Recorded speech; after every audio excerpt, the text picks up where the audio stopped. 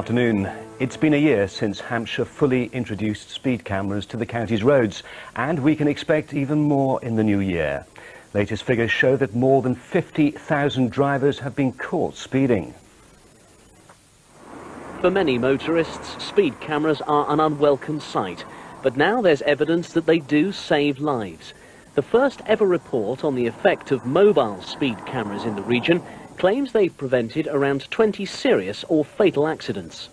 22% reduction in injury accidents and a 28% reduction in the people who've been killed or seriously injured.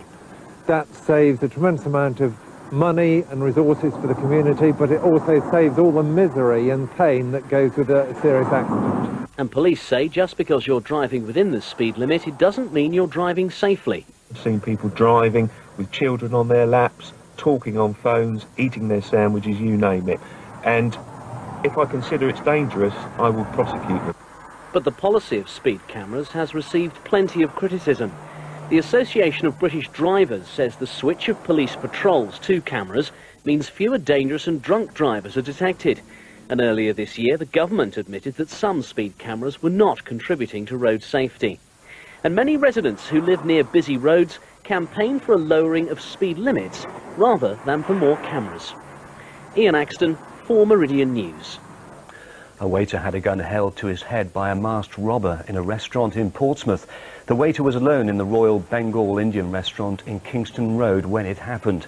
The restaurant was being cleaned when the robber ran in screaming that he wanted cash.